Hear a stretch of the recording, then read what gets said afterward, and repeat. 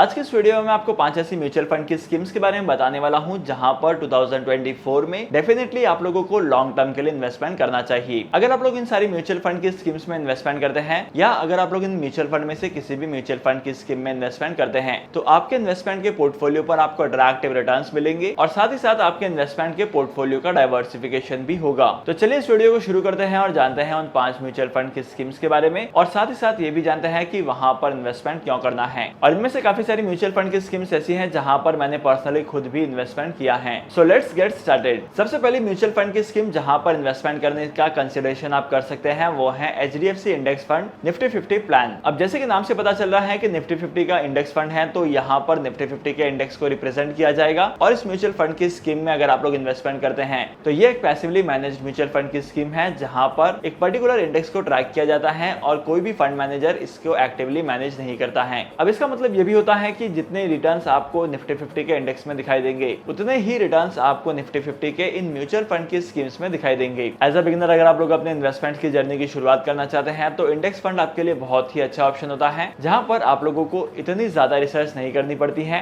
अब यूजुअली अगर आप लोग किसी पर्टिकुलर म्यूचुअल फंड की स्कीम में इन्वेस्टमेंट करेंगे या पर्टिकुलर इन्वेस्टमेंट ऑप्शन में इन्वेस्टमेंट करेंगे तो वहां पर आप लोगों को रिसर्च करनी पड़ती है, कौन सी कंपनी के शेयर में कितना इन्वेस्टमेंट करना है, इन सभी का पता लगाना होता है और उसके बाद आपको इन्वेस्टमेंट करना होता है। लेकिन इंडेक्स म्यूचुअल फंड में ऐसा बिल्कुल नहीं है। इंडेक्स म्यूचुअल फंड में आप लोग विदाउट एनी रिसर्च इन्वेस्टमेंट कर सकते हैं। अब निफ्टी 50 के इंडेक्स में इन्वेस्टमेंट करने का मतलब ये निकल कर आता है कि आप लोग इंडिया की इकोनॉमी में इन्वेस्टमेंट कर रहे हैं क्योंकि निफ्टी 50 इंडिया की टॉप परफॉर्मिंग 50 कंपनीज को रिप्रेजेंट करता है। और अगर आप लोग निफ्टी 50 में इन्वेस्टमेंट करते हैं तो इसका मतलब ये है कि आप लोगों ने इंडिया में इन्वेस्टमेंट किया है। और अगर आप लोग निफ्टी 50 के इस म्यूचुअल फंड के रिटर्न को देखेंगे तो पास्ट में अपने इन्वेस्टर्स को काफी अट्रैक्टिव रिटर्न दिए हैं और फ्यूचर में भी अपने इन्वेस्टर्स को अट्रैक्टिव रिटर्न देने की कैपेसिटी रखते हैं। अब देखो अगर आप लोगों को कॉमन सा लॉजिक लगाना है तो आप ये भी समझ सकते हैं कि इंडिया का स्टॉक मार्केट आने वाले टाइम पीरियड में ग्रो करने वाला है। तो अगर आप लोगों ने ओवरऑल स्टॉक मार्केट में पैसे लगाए हैं तो आपके इन्वेस्टमेंट की वैल्यू भी ग्रो करेगी। और इंडेक्स म्यूचुअल फंड में इन्वेस्टमेंट करने की खास बात ये भी है कि इंडेक्स म्यूचुअल फंड में आप लोग कम से कम अमाउंट में इन्वेस्टमेंट स्टार्ट कर सकते हैं। आप लोग मिनिमम 500 रुपीज से स्टार्ट कर सकते हैं SIP के तौर पर इन्वेस्टमेंट करना। इसके बाद सेकंड म्यूचुअल फंड की स्कीम जहां पर आप लोग इन्वेस्टमेंट कर सकते हैं वो है ICICI प्रूडेंशियल IT फंड या तो इसे ICICI प्रूडेंशियल का इंफॉर्मेशन टेक्नोलॉजी फंड भी कहा जाता है जहां पर मेजॉरिटी इन्वेस्टमेंट जो है वो IT सेक्टर की कंपनीज पर किया जाता है। आसान भाषा में कहा जाए तो ICICI prudential asset management company का ये सेक्टर ओरिएंटेड फंड है जहां पर एक पर्टिकुलर सेक्टर में इन्वेस्टमेंट किया गया है। अगर आप लोग मार्केट में देखेंगे तो मार्केट में ऐसे बहुत सारे सेक्टर स्पेसिफिक कंपनीज के म्यूचुअल फंड से स्कीम है जहां पर आप लोग किसी एक पर्टिकुलर कंपनी के शेयर में इन्वेस्टमेंट करने का एक्सपोजर ले सकते हैं, जहां पर आप लोग किसी पर्टिकुलर सेक्टर में इन्वेस्टमेंट करने का एक्सपोजर ले सकते हैं। लेट्स से अगर आपका इंटरेस्ट हेल्थ केयर में है तो मार्केट में ऐसे बहुत सारे म्यूचुअल फंड की स्कीम अवेलेबल है जो कि सिर्फ और सिर्फ हेल्थ केयर की थीम पर बेस्ड है। लेकिन आखिर IT सेक्टर के फंड में इन्वेस्टमेंट करना क्यों है? अब जैसे जैसे इंडिया डिजिटलाइज हो रहा है मार्केट में मशीन लर्निंग, आर्टिफिशियल इंटेलिजेंस और इन सभी टेक्नोलॉजी का डिमांड काफी तेजी से बढ़ते जा रहा है और इन सारी चीजों की डिमांड बढ़ने की वजह से मार्केट में IT सेक्टर के प्रोडक्ट और सर्विसेज की डिमांड भी काफी हद तक बढ़ चुकी है क्योंकि कहीं ना कहीं ये सारी चीजें जो है वो IT सेक्टर की कंपनीज के प्रोडक्ट एंड सर्विसेज से रिलेट करती है। तो ओवरऑल अगर आप लोग करंटली मार्केट में देखेंगे तो मार्केट में IT सेक्टर की कंपनीज के लिए बहुत ही ज्यादा ह्यूज पोटेंशियल दिखाई देता है और करंटली मार्केट में ऐसे बहुत सारे एनालिस्ट हैं जिनका मानना यह है कि आने वाले टाइम पीरियड में IT सेक्टर की कंपनीज के शेयर की प्राइस और भी ज्यादा ग्रो करेगी। तो डेफिनेटली अगर आप लोग इस सेक्टर में भी इन्वेस्टमेंट करते हैं तो आपके पोर्टफोलियो पर अट्रैक्टिव रिटर्न्स कमाने को मिलेंगे और ICICI prudential IT sector fund में इन्वेस्टमेंट करने पर आप लोगों के इन्वेस्टमेंट पोर्टफोलियो का एक्सपेंस रेशियो भी कम होगा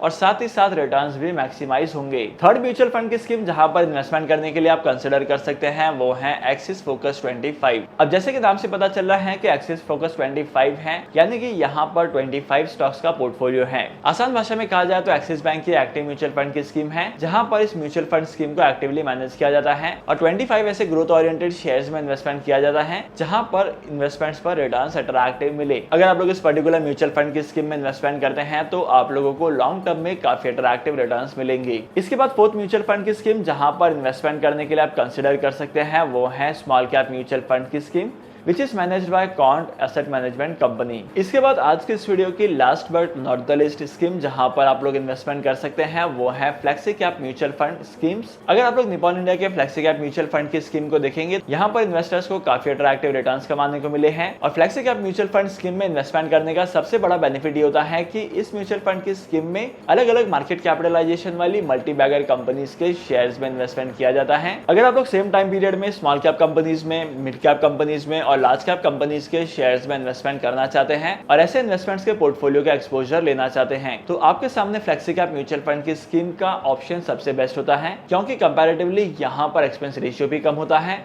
रिटर्न्स हायर होते हैं और इसी के साथ साथ आपके इन्वेस्टमेंट्स के पोर्टफोलियो में सिर्फ एक म्यूचुअल फंड की स्कीम होने पर भी आपको डाइवर्सिफिकेशन का बेनिफिट मिलता है। तो डेफिनेटली अगर आप लोग म्यूचुअल फंड की स्कीम्स में इन्वेस्टमेंट करने की प्लानिंग कर रहे हैं तो आपको इन 5 म्यूचुअल फंड की स्कीम पर रिसर्च करनी है और इन सभी म्यूचुअल फंड की स्कीम्स में इन्वेस्टमेंट करने के लिए कंसिडरेशन करना है। लेकिन सबसे इंपॉर्टेंट चीज ये है कि किसी भी पर्टिकुलर स्कीम में इन्वेस्टमेंट करने से पहले आपको आपकी खुद की रिसर्च करनी है, उसके बाद ही इन्वेस्टमेंट करना है। डीमैट अकाउंट ओपन करने के लिए टॉप 3 ब्रोकर्स के लिंक आपको डिस्क्रिप्शन में मिल जाएगी, वहां पर जाकर आप लोग डीमैट अकाउंट ओपन कर सकते हैं और स्टॉक मार्केट में इन्वेस्टमेंट करना स्टार्ट कर सकते हैं। आई होप कि आज की इस वीडियो का कंटेंट आपको वैल्यूएबल लगा होगा। अगर आपको आज की इस वीडियो का कंटेंट वैल्यूएबल लगा है तो इस वीडियो को लाइक करना, शेयर करना और मैं आपको मिलूंगा अगली वीडियो में नए टॉपिक के साथ, एक इंटरेस्टिंग टॉपिक के साथ। तब तक के लिए signing off, happy investing and good bye.